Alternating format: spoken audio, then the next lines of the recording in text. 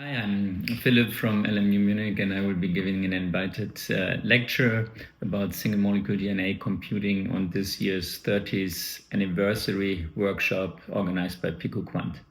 And how did you hear about the single molecule workshop and the student award? And was there someone who encouraged you to apply? Well, at the time of my PhD, I was working with Markus Sauer in Heidelberg, and every year people from our lab went to the PicoQuant workshop, which was one of the standard conferences where we would interact with the scientific community. So I actually participated 3 times during my PhD. Every year I gave a presentation in the student award competition. And the first time I really remember because for the first time we managed to do single molecule fluorescence lifetime imaging. And that was 5 days before the abstract deadline, where we then immediately submitted the abstract with having 2 months of preparation only. And what are your memories of your participation? Was there any special moments or encounters that have stayed with you?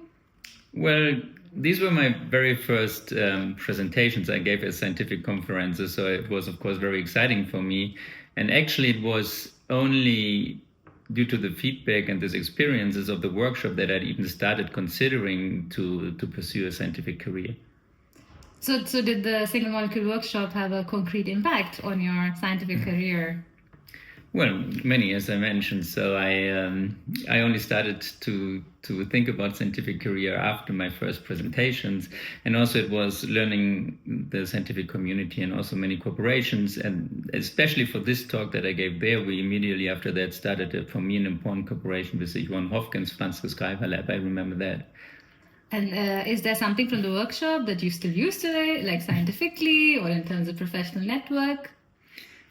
I guess there's lots that has flourished from these early days. Nowadays, I still have one of the backpacks that I'm using from the PicoQuant workshop, and now people from my group regularly attend the workshop and also participate in the student competition. And why would you recommend young researchers to apply for the workshop and the student award? Well, I think, and also from my experience, that confronting yourself with by doing such a presentation, confronting with the community and also presenting gives you the feedback that you need, and also a way to see at your own research from another perspective, which helps you to learn about your own personality, about your own interests, and about your own possibilities as whether this is something for you to go for an academic career. And do you remember the title of your talk at the workshop, and what were you researching at the time? Well, actually, I don't remember the title. It was very long, but I actually found the slides when I was thinking about this interview, which is one of the slides from that presentation. And so I remember very well, it was about anti-bunching and using that to count single organic fluorophores.